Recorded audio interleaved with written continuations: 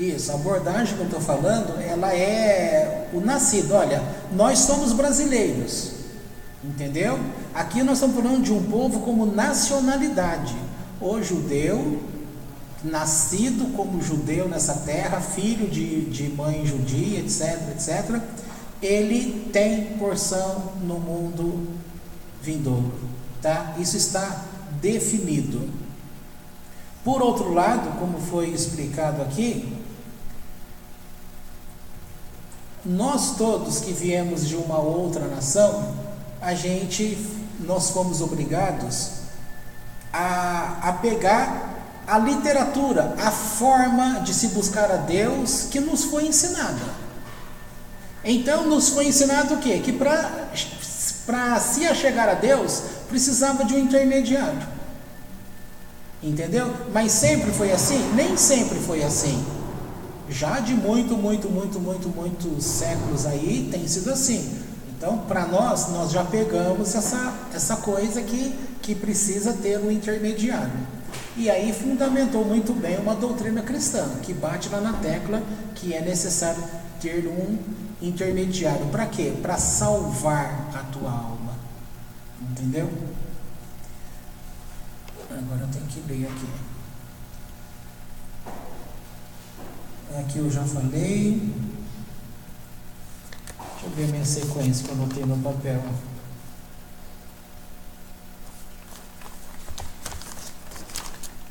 Então nós já sabemos. Então quando fala. Agora já chega a parte que eu estava comentando.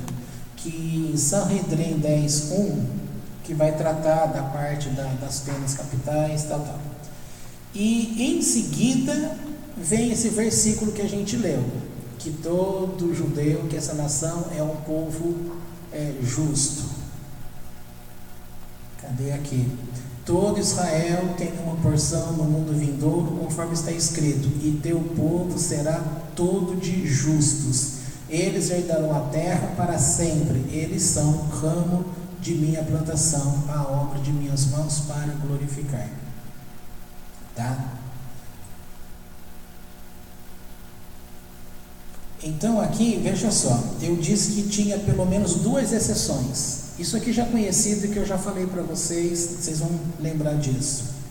As 2 exceções que merecem, portanto, a morte. Então o que eu estou falando? Eu estou dizendo que antes de colocar esta palavra, o que eles vinham falando no assunto, antes disso, estava tratando sobre como é que uma pessoa é julgada para a morte. Estavam tratando desses assuntos, tá? E é um tribunal de 23 juízes. O tribunal de 3 juízes só não pode determinar a morte. O tribunal de 23 juízes já pode determinar a morte. E em casos especiais tem que ser o pleno, que é formado de 71 juízes. Tá? Então, gente, em seguida começa a falar que todo Israel tem parte no mundo vindouro. Qual é a ideia de ligação que está fazendo aqui, que ele está explicando? É que estes que porventura foram condenados e morreram, estes também que foram condenados por esse tribunal, que morreu e são judeus, eles também terão parte no mundo vindouro. A ligação passa por aí, é isso que está dizendo. Agora, algumas exceções que são tratadas lá. E 2, ela tem que ser parte para você guardar, tá? Guarda isso que eu vou falar. Se não entender, pergunte. A primeira é o ateu. A primeira é o ateu. Por que o ateu? Porque o ateu, ele vai formular o que as pessoas? Ele vai formular que Deus não existe, que não há um Criador. Ou seja, que se Deus não existe, então não tem Torá. Se não tem Torá, não tem a criação do mundo, porque a Torá ela serviu como molde para a criação do mundo. Entendeu?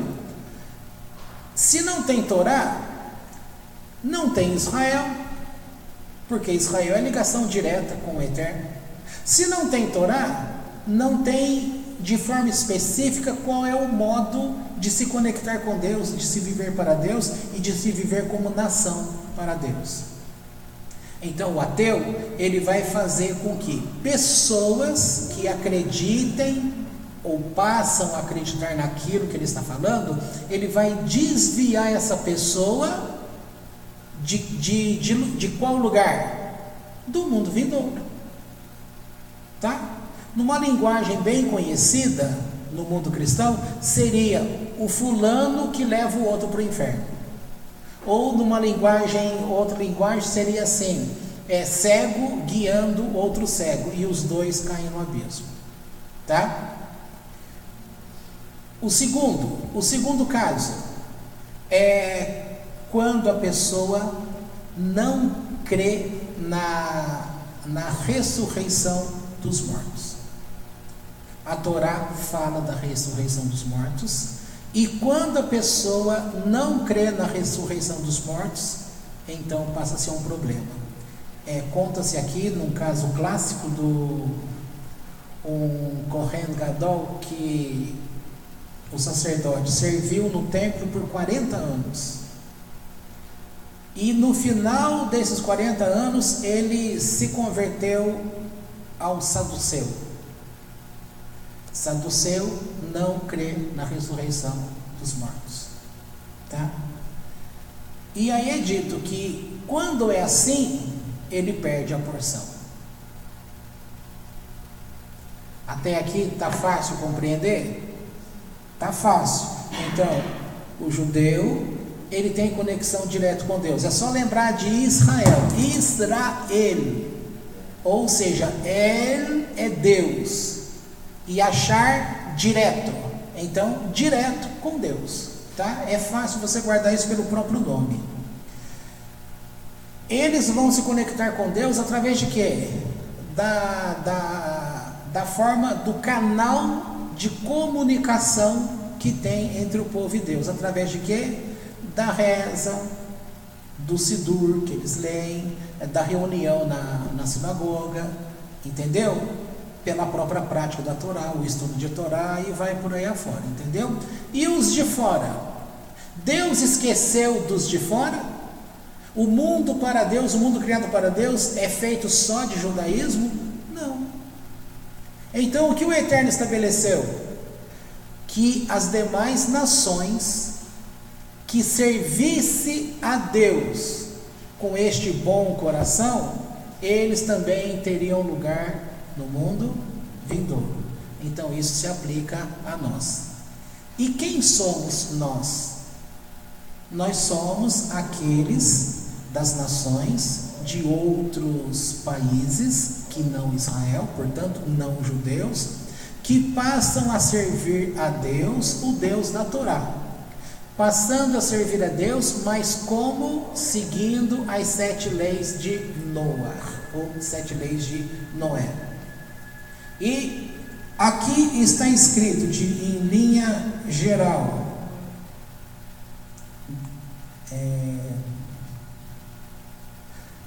acho que eu vou ter que voltar um pouquinho aqui para explicar uma coisa para vocês.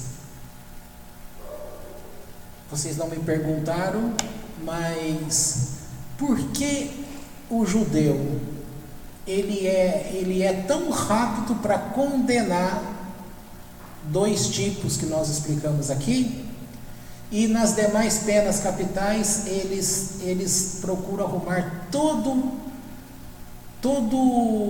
argumento possível para poupar a pessoa da morte? Então, como que ele está pronto para poupar alguém da morte e por outro lado ele está pronto para matar a pessoa? Qual é a explicação? A explicação é o seguinte: quem mata o físico, certo? O delito dele parou ali, parou de interromper a vida de uma pessoa, o ato em si. Então, se ele fez o mal para aquela pessoa, ele impediu uma pessoa, ele interrompeu o caminho dela. Se aquilo, por exemplo, se aquela morte, aquele ato que ele matou, fizesse a pessoa não ter conseguido o Olam Rabá. Então, este que matou, ele é responsável por uma pessoa que não alcançou o Olam Rabá, tá certo? Um exemplo bem simples, bobo. Agora, aquele que é ateu, ou aquele que começa o ensinamento fora da Torá, confundindo a Torá, você matando essa pessoa, você não consegue estancar o problema, porque você não está matando uma pessoa, você mata mas você não consegue estancar o tanto de gente que pode ser contaminado com aquele ensino. Deu para entender? Essa é a razão de dizer por que Jesus foi morto. Jesus, nesse sentido, se ele fosse encarado como alguém, isso da forma cristã, como alguém que está levando uma pessoa, nesse sentido, a deixar a Torá. Olha lá alguns textos que vocês possam lembrar, que é atribuído a ele, né? Que ele cumpriu a lei para que todos os demais não precisam mais cumprir a lei. Ou seja, um cumpre a Torá e todas as demais pessoas não precisam mais de Torá. Portanto, qual é a visão de Deus que essas pessoas passariam a ter? Uma visão distorcida. E uma visão distorcida faz com que a pessoa chegue a outros caminhos e não uma ligação com Deus. Deu para entender? Além de que isso ficou conhecido no mundo todo como que ele era o único caminho para conduzir uma pessoa a Deus. Além dele também assumir uma postura de ser o próprio Deus. Tá? Agora, gente, a gente pode falar desse assunto tranquilamente, porque nós não temos problema com essa relação Jesus, se ele é o Messias, se não é o Messias. Nós estamos falando de uma forma geral, para te dar exemplo, um exemplo conhecido no mundo inteiro, tá? Agora, cai bem esse exemplo aqui, porque como mataram ele, se ele morreu, o que existe hoje? Não existe o cristianismo no mundo inteiro? E todo mundo não pensa de uma forma separada de Torá? Eu não comecei aqui dizendo que este ensino cristão não sabe o que é Torá, não sabe o que é a vida dos mestres da Torá, não sabe os segredos nas entrelinhas da Torá? Então eu e você fomos gerados lá dentro. Nós tivemos conhecimento com Deus? Tivemos. De modo profundo, você pode falar, de modo profundo. Mas conforme a gente passa a conhecer o que é a Torá, aí você passa a ter vergonha de dizer que aquele conhecimento que você tinha com Deus era de forma profunda. Na verdade, sempre foi de forma superficial, porque o conhecimento que é dado nesses assuntos é pouco. Faltou aquela profundidade, e essa profundidade ela é dada para aqueles que estão conectados diretamente com Deus. Ou seja, eu estou querendo dizer que você passa a ter uma conexão direta com Deus também, sem necessidade de intermediário. Através de quê? Do conhecimento da Torá. Tá? Ficou claro isso? Ou seja, vamos lembrar o Novo Testamento aí, que a gente estudou tanto no passado. Um dia foi repreendido Pedro, dizendo que ele não deveria pregar o nome. Qual era o nome? O Jesus que tinha sido morto, tá? Que ele não poderia pregar aquele nome.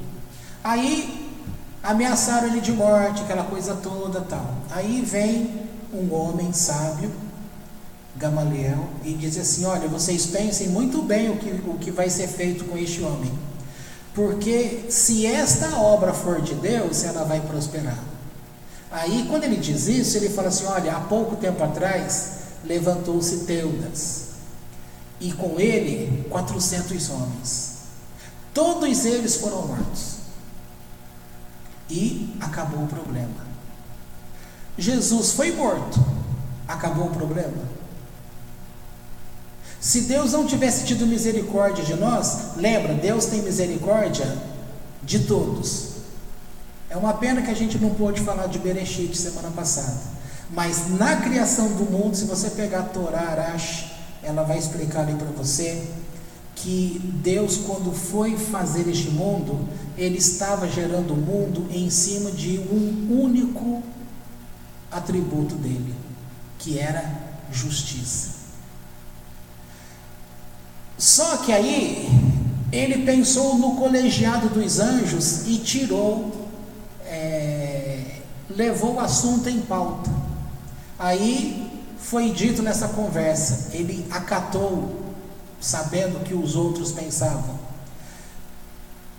e foi dito que esse povo não vai saber lidar com a justiça. Então a justiça de Deus seria uma forma de destruir a Torá e de destruir o mundo que foi criado.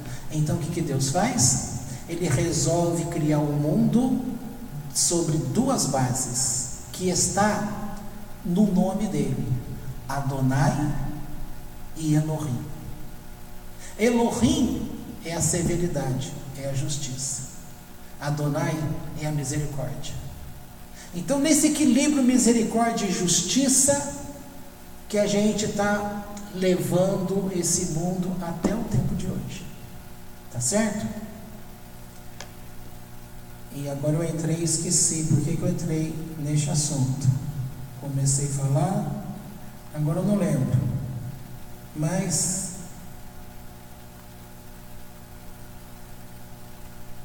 lembrei. Eu estava dizendo que Deus, portanto, Ele estava fazendo o mundo para uma nação só, para um único povo?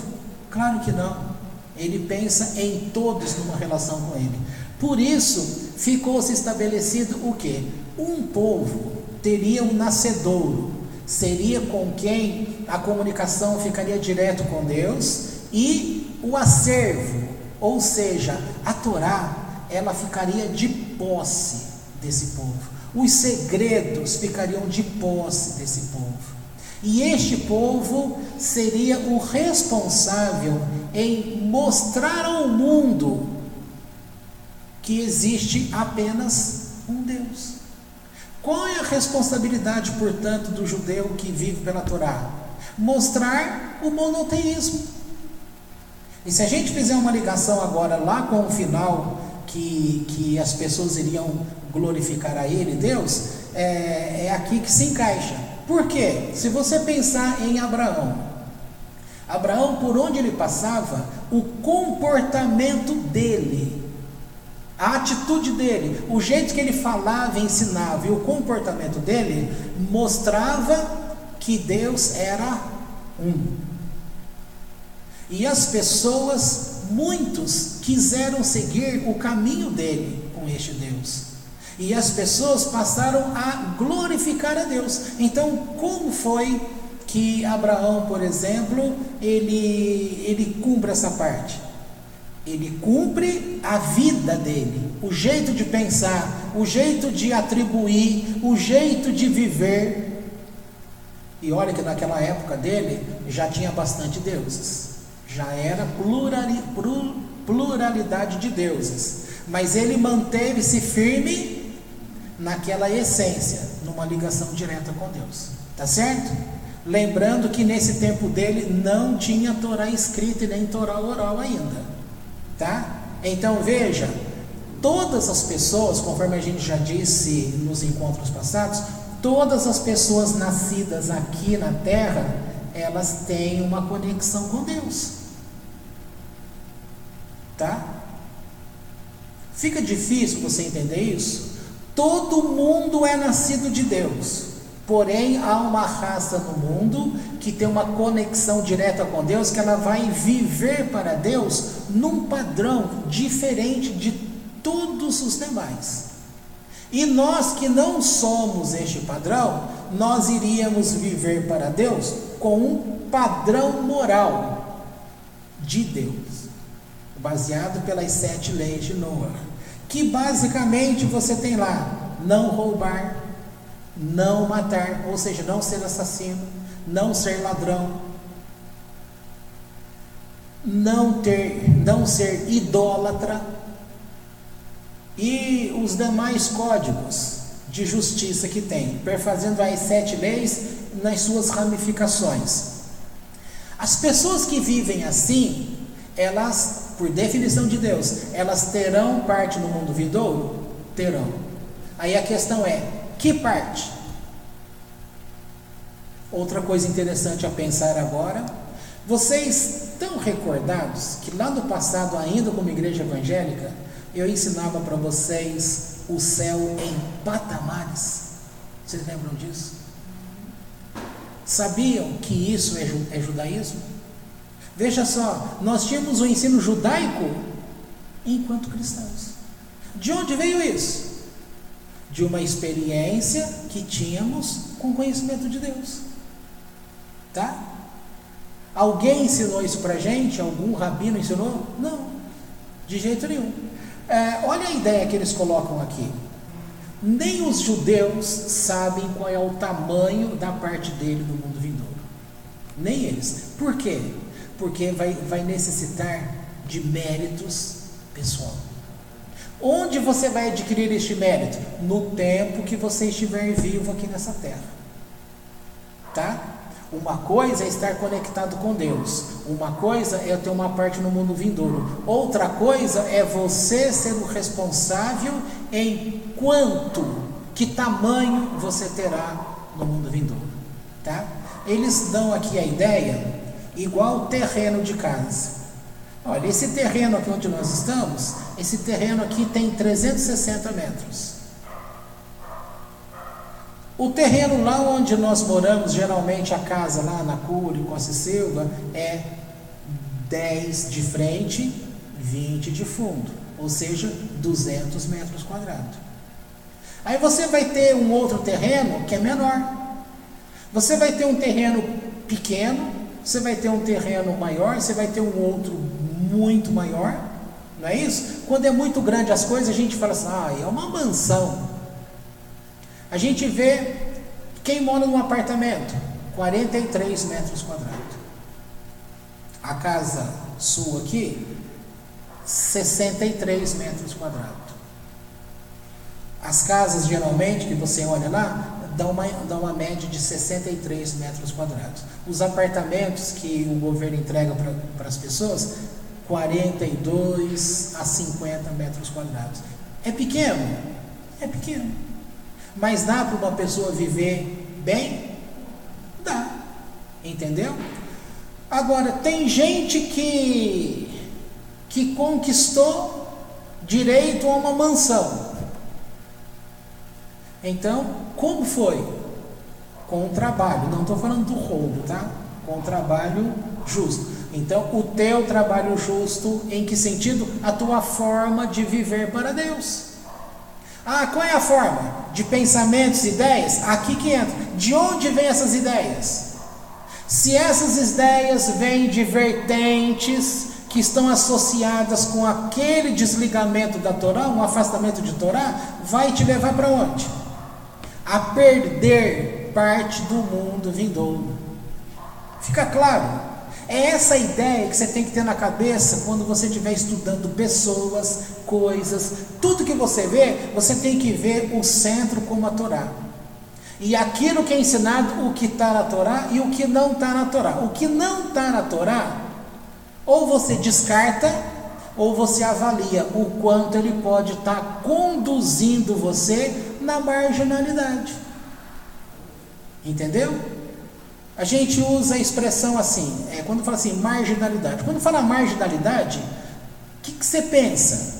Você pensa no ladrãozinho aí da rua. Você fala, fulano é um marginal. Por que você fala que ele é um marginal? Porque ele vive à margem da sociedade. Qual que é a regra social? Não roube. E o que ele está fazendo? Ele rouba. Então você tem uma margem social aqui e você tem alguém que age aqui do lado. Por isso que você tem esse termo fulano é marginal, porque ele vive à margem. Entendeu? Essa pista aí de baixo, Você tem a pista embaixo e tem essa de cima, ou então aqui, essa que desce vai até o posto lá. Então você tem a rodovia Dom Pedro, esse barrancão grande aí, e a Estácio de Sá aqui, entendeu? As duas estão, você pode falar que pegou uma marginal, porque ela está do ladinho, ou uma paralela, entendeu? A matemática te traz o ensino que duas retas paralelas jamais se encontrarão no infinito. Ou seja, aquilo que sai fora da Torá é uma reta paralela, jamais vai se conectar. Elas vão andar uma ao lado da outra. Só que uma te conduz ao Olam Rabá, a outra pode tirar você do Olam Rabá. Está dando para entender? Aquele Kohen Gadol que eu estava falando, ele serviu durante 40 anos no templo. Quando ele se converteu aos saduceus, então ele tinha que deixar, ele pode achar que estava muito bom, mas quando ele tem que encarar que uma das doutrinas do saduceu é não crer na ressurreição dos mortos, então ele põe tudo a perder. Aqui a ideia que está dando é o quê? Que ele passou bem com Deus 40 anos servindo como sumo sacerdote, mas que num piscar de olhos ele invalidou todo o trabalho. E aqui tem uma fala de Maimônides que vale a pena ler. Cadê? Já passou.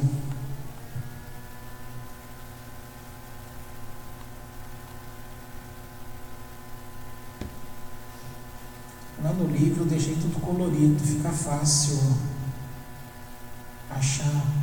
Aqui, achei. Então diz assim, olha só, Maimônides ensina que uma pessoa pode ganhar seu lugar no mundo vindouro se realizar somente uma mitzvah, no momento preciso, com compreensão e motivação profundas, complementadas por determinados atos de sacrifício. Então preste atenção no que ele está falando. É um único mandamento, mas de qualquer jeito que ele falou? Não. Com uma motivação profunda, com uma compreensão profunda, seguido de determinados sacrifícios. Então é uma ação pessoal.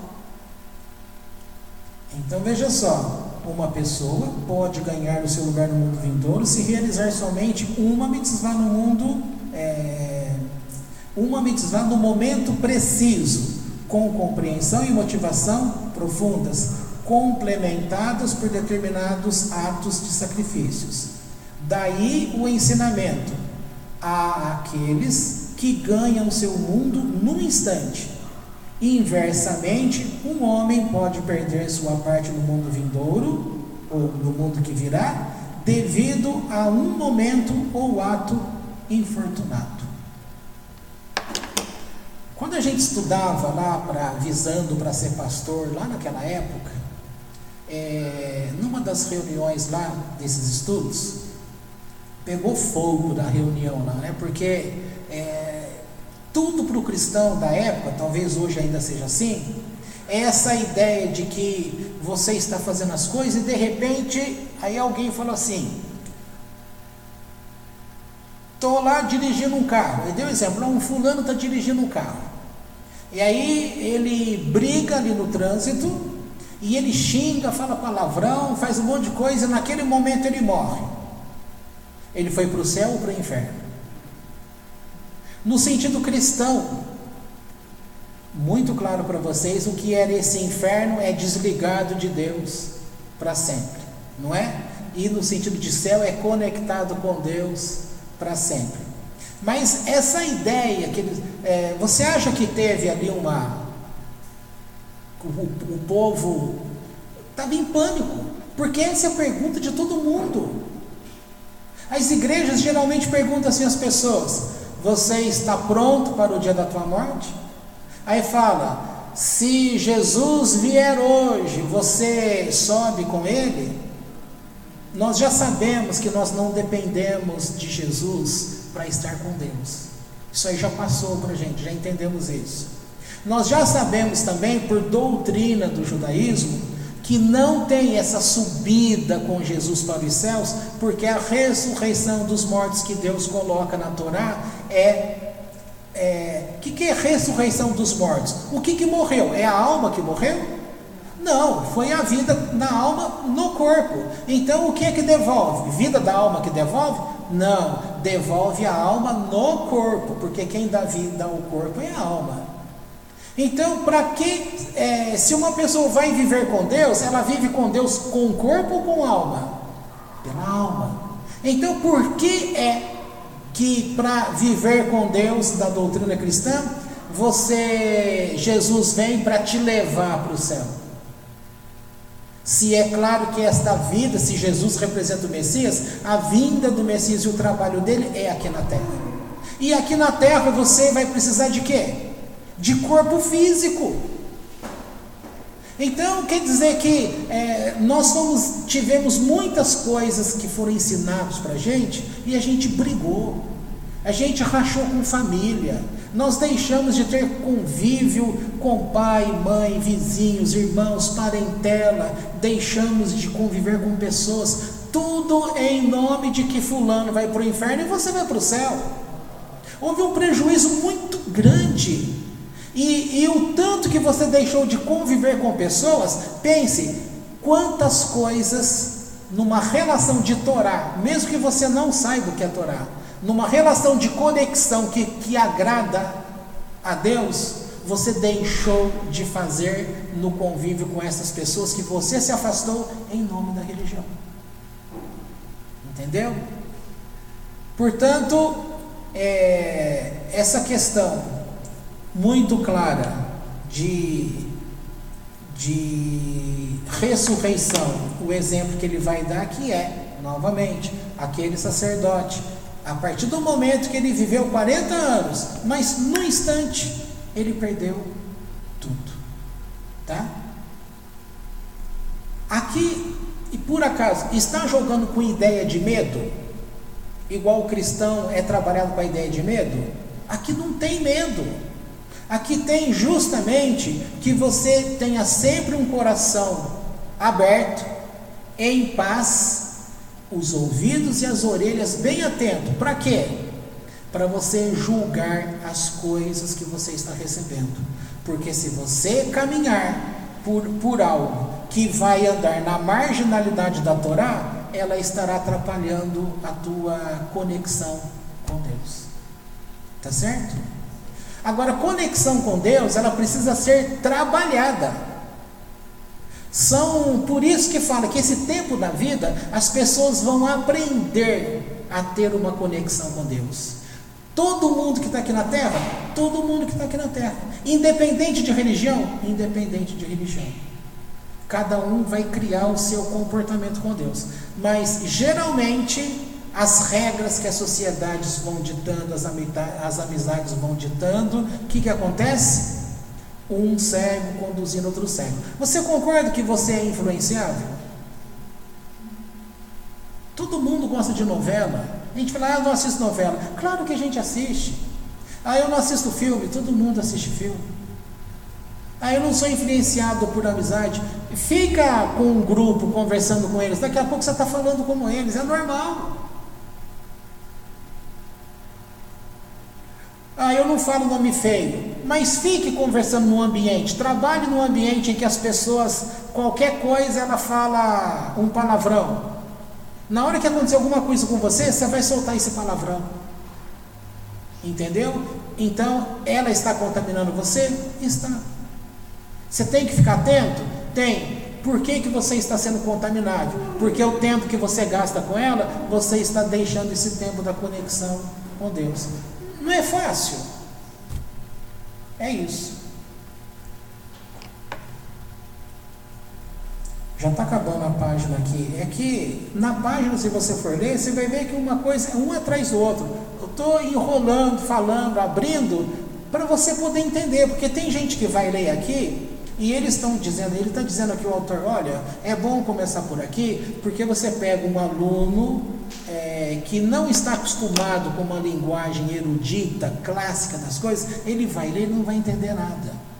Então precisa abrir o leque para a pessoa ter essa noção, tá bom? Agora tem uma coisa muito legal aqui. Eu prometo não entrar em detalhe. É a questão quando fala minha plantação, que é aquela parte final. Vou até voltar lá para ler de novo.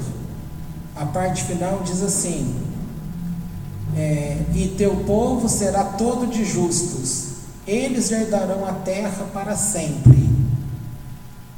Ramo de minha plantação, a obra de minhas mãos para glorificar-me. Aqui, como que eu já posso pular? É esse pedaço aqui. Olha só, a palavra usada aqui para minha plantação é matai. É muito interessante. Ela deriva da raiz natá, que significa o ato de plantar árvores. Contudo, quando se plantam verduras, o verbo usado é zará e o substantivo é zeriá. Então você tem matai, você tem a raiz natá, referente ao ato de plantar árvores. E para legumes, aqui o que ele está querendo ensinar agora é a questão de como é o crescimento vinculado para árvores e como é o crescimento para legumes. São coisas diferentes. E aqui ele começa a dar um exemplo. Você vai lembrar de algumas coisas. Então aqui está dizendo o seguinte: quando você planta batatas, alguém já plantou batata? Mas já te mandaram plantar batata? Já? E você não foi, né? Aqui está dizendo que quando vai se plantar batata, você tem a batata mãe, que aí, no que você planta, ela tende a apodrecer para poder gerar novas batatas. O segundo exemplo que ele dá é o trigo. Ao semear trigo, a semente deve deteriorar-se antes que se produza trigo novo. Aqui tem um versículo famoso, né? Que lançando o trigo como semente, se ele não morrer, fica ele só. Morrendo, ele dará muitos frutos. Eles estão atribuindo quem? Ao pão da vida. Quem é o pão da vida? O trigo. Quem é o trigo? Jesus. Que morreu como aquele que tinha que morrer para produzir muitos, que é a questão do trigo. O trigo, ele tem que deteriorar para depois produzir o novo, que são muitos. Entendeu? Tá. Agora, olha que interessante. Mas o que ocorre no caso da árvore de fruta? A gente não para pensar nisso. A fruta nova só é viável quando a árvore está viva e saudável. Você quer um abacate? Você vai na árvore que gera o abacate e colhe. Se aquela árvore do abacate adoece e morre, não tem mais abacate. Então a comparação que está fazendo é que tem um tipo de caso que a batata, ela tem que apodrecer para gerar vida. O trigo, a semente tem que morrer para gerar. Agora aqui, a árvore frutífera, ela só vai produzir frutos, novos frutos, se a árvore estiver saudável. Tá? Aqui a ligação que a sabedoria judaica faz com o judaísmo. O judaísmo, ele tende a estar conectado, ele tem que ser como árvore e vai produzir frutos. O Gabriel esses dias não fez uma pergunta, ele estava comentando sobre a cultura dos povos. Foi isso? Esses dias você comentou comigo.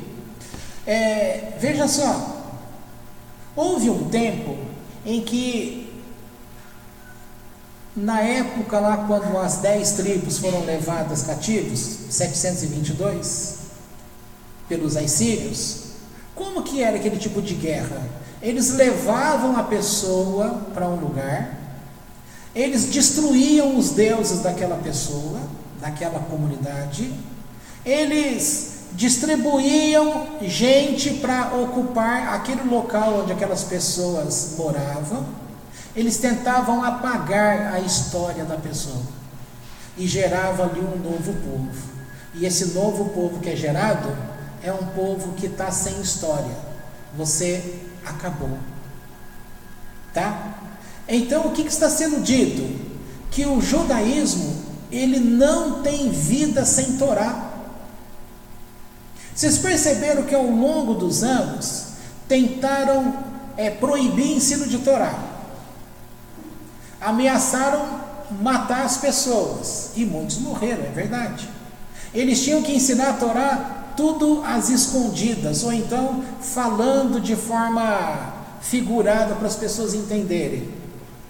Eles destruíram os nomes de pessoas, tentaram destruir o modo de sacrificar a Deus. Fazendo assim, eles estavam pensando em exterminar o judaísmo da terra, ou seja, o judeu em servir o seu Deus. Mas qual é a marca do judaísmo? Na reconstrução deles, eles olham para trás e se ligam a quem? A Abraão, Isaac, Jacó, Moisés, Davi, Salomão, o povo. Então tudo que está para trás, eles não esquecem. É tudo um conhecimento progressivo, entendeu? Ao contrário, aqui fala que os turcos, quando foram se reinventar, eles acabaram com a história deles, matando os antigos, destruindo a orientação deles. Que tipo de nação eles conseguiram? Estável? De jeito nenhum, tá? Vocês lembram que no tempo, agora não vou lembrar, o tempo de um rei, que aí acharam um livro de profecia, um livro de Torá, muito antigo. Para se reconstruir tudo, sempre estava conectado com o ensino dos sábios, com a palavra de Torá. Hoje, nós estamos aqui ensinando alguma coisa que é uma corrente, é um elo de corrente. Então, o ensino progressivo que você tem até o dia de hoje, você tem, por exemplo, o Talmud de hoje, mas antes do Talmud você tinha Guemará, antes da Guemará você tinha Mishnah, e antes da Mishnah escrita você tinha a Torá oral, que está ligada lá à época que Deus entregou a Moisés. Mas antes de Moisés tinha esse mesmo conhecimento que vinha do coração do homem, ou seja, todo mundo tem uma Torá internalizada, tá certo? Difícil compreender isso? Eu sei que eu estou dando bastante exemplos, mas você tem que pegar, eu disse lá no começo, você tem que ter uma coluna, tá? Para ficar uma coluna de pé, é aqui que você tem as coisas, você não pode fugir muito daqui. Você tem liberdade para olhar para outros lados? Tem, mas tudo aquilo que está fora esse plano central que Deus estabeleceu, você tem liberdade para andar nele? Tem, só que você será responsável em perder o Olam Rabá, ou diminuir o tamanho da tua terra de Olam Rabá, entendeu? Agora esse lance da árvore, olha só, a sabedoria judaica é a árvore de vida para os que dela lançam mão. A escolha deste símbolo é um fato extremamente significativo, pois assinala um tipo especial de relação que deve prevalecer entre as gerações do judaísmo. Quando os jovens turcos, aquilo que eu acabei de falar, quiseram construir seu país, romperam com a velha forma de vida, com a velha orientação. O mesmo ocorreu e ocorre em outros casos de renascimento nacional. Os velhos líderes e governantes são executados, encarcerados ou banidos. Os modos, costumes e valores antigos são criticados e rejeitados. Quando reconstruímos nossa nação em Israel, não o podemos fazer sobre uma nova base, desprezando o anterior. Tornar-se cananita significaria um terrível retrocesso a uma falência moral e espiritual. O novo Israel precisa do Israel antigo. A continuidade com a Torá e as tradições do judaísmo é vital para que a jovem geração ocupe seu lugar no povo histórico de Israel e seja criativamente judaica. Se rejeitarmos essas tradições, abandonaremos nossa reivindicação pela terra de Israel. Mas se retornarmos à nossa terra, identificados com a tradição e com a Torá, então seremos parte de uma árvore antiga, mas ainda florescente, contendo um vasto entrelaçamento de raízes, uma árvore que está viva e ainda produz frutos. Se você guardar a ideia da árvore, enquanto os legumes, ele tem que morrer para gerar alguma coisa, a árvore, você só tem o fruto se você tem a árvore viva. Acabou com a árvore, morreu o fruto. Nesse sentido, o que o cristianismo fez? Ele atribuiu aquela questão do trigo, que é um versículo muito famoso. Esse trigo eles atribuem a Jesus. O fato do trigo ter que morrer para gerar outros, diz que com a morte dele nasce um povo. Só que esse novo que nasce não tem nada a ver com o velho. Não tem nada a ver com aquela tradição que Deus estabeleceu como corrente. O que eles tiraram desse velho para criar um novo? Tiraram a Torá. Por isso que você tem que entender que o judeu não vai aceitar esse cristianismo, porque esse cristianismo tirou a Torá. Ele matou a árvore. E em Romanos 11 está escrito lá que o cristão, ele foi enxertado na árvore. Até aí você pode, opa, tudo bem, a árvore é Israel, ela está viva, é ela que vai dar vida então a esse cristão. Só que eles falam que foram enxertados, mas quem é que eles falam que vai estar com Deus? Quer dizer, o que foi enxertado vai estar com Deus, e o que é a árvore vai ser rejeitado? Atropela tudo, tá? Então, tá bom, acho que a gente pode parar aqui. Por mais confuso que tenha sido, talvez se você pegar o capítulo e ler a matéria seca, aí você vai lembrar dessas coisas que eu fui falando, tá? Você vai falar, você falou muita coisa, confunde minha cabeça. Eu falei bastante coisa justamente para você depois, quando ler esse texto aqui, que é 3 páginas, na verdade é 2 páginas, bem lida, tá assim, pronto, você vai matar a pau, você vai entender. Isso aqui é um princípio para você compreender o que é a Torá, tá? Você vai falar assim, você já sabe o que é a Torá hoje? Não. Dá para saber o que é? Não, não dá. Mas dá para você entender que para você ter a Torá, você precisa estar vinculado a uma conexão com Deus. E terminando aqui, está dizendo o seguinte, a gente andou falando aí sobre quando é cortado, né? Aqui está dizendo que uma árvore de figueira, quando um galho é cortado,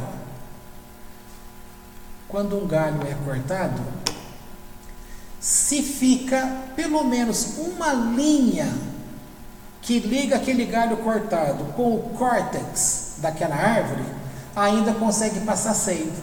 Então aquele fruto ainda é puro e continua dando fruto. Tá?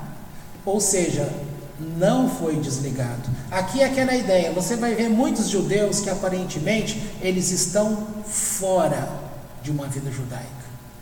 Mas se ainda na atitude dele interna tem alguma coisa que ainda passa um pouquinho de vida da parte de Deus, aquela pessoa, ele ainda está conectado com a fonte. Entendeu? Então tá bom. Guarda isso, porque quando você voltar a ter medo do inferno, você vai lembrar disso, do motivo que você está conectado com Deus. Por mais que você tenha se afastado um pouco, está passando seiva em você ainda, então você ainda tem conexão com Deus, você pode refazer todo o percurso. Entendeu? É aqui, essa ideia de lidar com a botânica para dar exemplo para a gente, isso é sensacional, porque essa imagem da árvore você não esquece mais. Mas se cortou a árvore, cadê a tua laranja? Não vai ter laranja mais. Tá? Então tá bom, podemos aqui encerrar, e semana que vem a gente vai entrar num outro detalhe, que aí a gente vai ver, vai dizer assim: Rabi Hanania ben Akoshia disse, o Santíssimo bendito seja, queria tornar o povo de Israel puro, meritório, então ele lhe deu uma Torá extensa e uma multidão de mitzvot, preceitos, como foi dito. O Eterno se comprasse por sua justiça em tornar a Torá grande e gloriosa. Então a gente vai entender estes preceitos como vai tornar grande e gloriosa. Tá? Vai estar gravado aí durante o teu dia, está lá esperando alguma entrega, você ouve. Tá bom? Sexta que vem a gente grava esse daqui.